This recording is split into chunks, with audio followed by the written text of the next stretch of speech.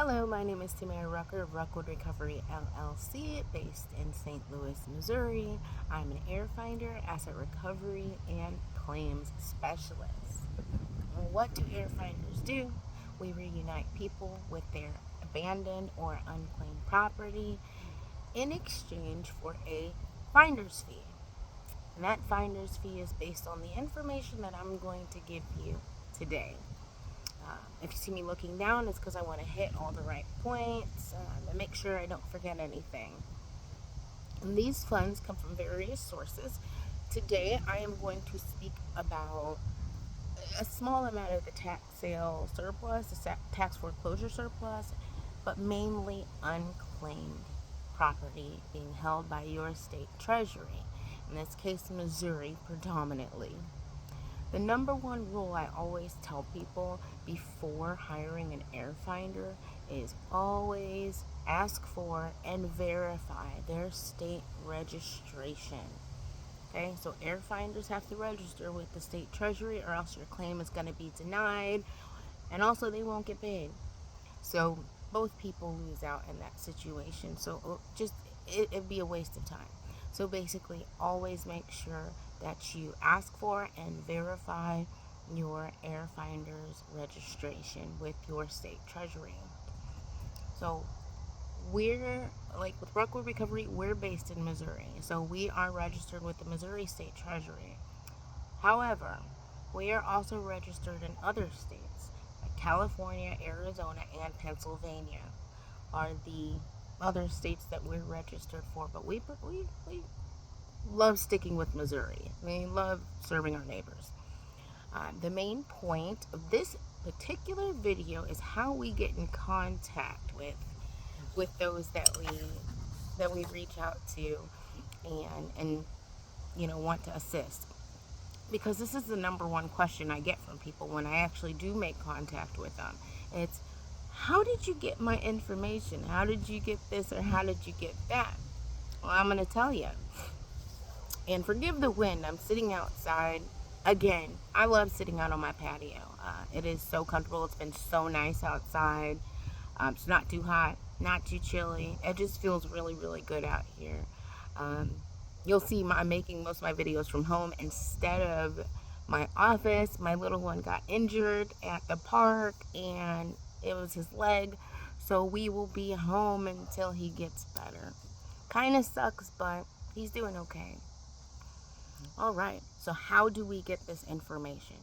Well, because there are millions and millions, and I mean millions, of unclaimed property accounts being held by the state treasury, they do not have the personnel or the money to do all the research and reach out to all the people that are owed this money. Now, when it's reported originally to the treasurer, the person who reported it, say it's a life insurance policy, unpaid life insurance policy, they have tried to reach out to this person. However, the address may have changed. They couldn't get a hold of them. The person never answered the phone. They thought it was a telemarketer or something. Or they received a letter and didn't take it seriously. Who knows? But once that company has held it for so long, they have to report it to the Unclaimed Funds Division of your state. So because they don't have the personnel or the money for this, they decide to hire or enlist the help of those of us who specialize in this and love the bureaucracy, love all the paperwork. I'm not gonna lie, I enjoy doing paperwork. Call me weird. I actually like doing paperwork and I also love meeting people. So it works for me. And it works for those on my team too as well.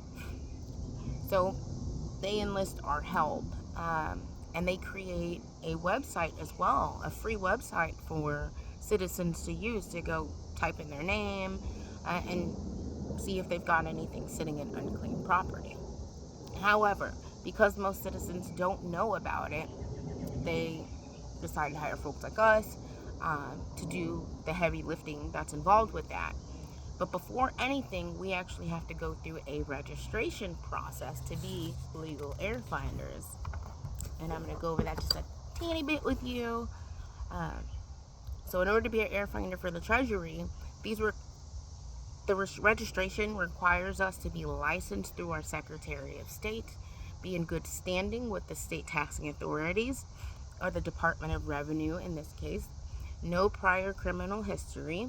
So if an Heirfinder tries to register and they had a prior criminal history, especially when it comes to theft or money, they won't be registered. And we need to sign an agreement of understanding that we are familiar with and know and will follow, will abide by the laws governing unclaimed property. After that, we receive our Heirfinder ID number, and we get a list from the Treasury of these millions of accounts, and I mean millions of accounts that are being held by the Treasury. So I'll just give a little example. So if I see an account, I'm going through this list, and we'll say it's the first one, right? And it says Jane Doe lives at 000 Drive. And the property ID is 1234567. Okay, it'll say who the reporter was. So in this particular example, the person who reported it to unclaimed property is X Life Insurance Company, and it'll give us, our list will give us that exact amount that is sitting there in unclaimed property for that Jane Doe. Our list is different from the general public. So if you were to go type in your name, into the Treasury Unclaimed Property website, it would come up with a bunch of different names that are similar to yours. It'll state the property ID. It'll give the address that's on record for it, but it will not give you the exact dollar amount. It'll say it's either over $50 or under $50. And so based on the information that we get, we're able to use what we call skip tracing. And in order to skip trace people, we have to use a specific software. This is something we pay like monthly dues to. So whether it's like for batch skip tracing, whether it's been verified, whether it's even just the white pages, their like advanced search engine, we're able to do that. And it's all based on publicly available information. So most of the time, white pages is just fine. Most people's addresses and phone numbers and or email addresses are up to date. And also social media is a good tool. I find that reaching out via social media, people can see a picture of your face or see whatever. Like in my case, I've got a lot of friendly, content up on my social media. So, whoever is researching me, based on, say, Facebook, they're able to see that. They're able to see that I go to church. They're able to see, just certain things about me, that there is a real person reaching out to them. So social media is also a really, really good tool for us. And sometimes an actual home visit is warranted. One thing I love about working locally and handling claims that are local is that I'll give an example. One of my neighbors actually came up on my list, and I said, I'm not going to call. I'm just going to, I've seen this person plenty of times. I'm going to go ahead and go knock on the door. And they see me walking by with my kiddos. I take my kiddos for a walk anytime it's not raining. So take them out and whatnot. But I stop by, and I tell you, there's nothing better than seeing the smile on someone's face after you just gave them some good news. Because this economy is so bad, like, I would say for most Americans, based off the stats that I'm seeing, people are struggling. So to get that good news that you've got 10,000, 20,000, some folks, it's 150,000 or more sitting there in unclaimed property waiting for them after they've been going through financial hardship. It's insane, the excitement and joy on their faces, knowing that there's something that they can do about it. So it's so overwhelming. It's so much I can't even describe. I love it. And I love sitting there and explaining the claims process to them. They're engaged. It's personal. It's face to face, So they know there's a real person there. They know that there's a real person there. They know that there's somebody who cares, especially someone who cared enough to come knock on their door instead of just giving a phone call or sending out a piece of mail, of marketing email or something like that. However, I still use marketing emails. I still use regular mail. I still do, I still use phone calls. It's really tedious. However, I do love that person-to-person contact, that face-to-face, getting to actually see the smile on their face. I love meeting with people after I reach out to them, setting that appointment, and whether if they can't meet in person, I love doing the video too, because in my case, especially if I'm working from home or I'm in my home office, my little ones, they see me, they break into my office all the time, and they want to sit right there. They want to sit right there, like, Mommy, what are you doing? So, they get to know you. They get to know that there's a real person behind there, and I love interacting with my clients. That's what I call them, clients or claimants. It's really fun. So, with tax sale surplus, we actually audit the county. They don't just willingly give us a list. We actually have to audit them. Whether it's just sending an email request to the collector that handles that, or the tax sale division for the county. That's what we do.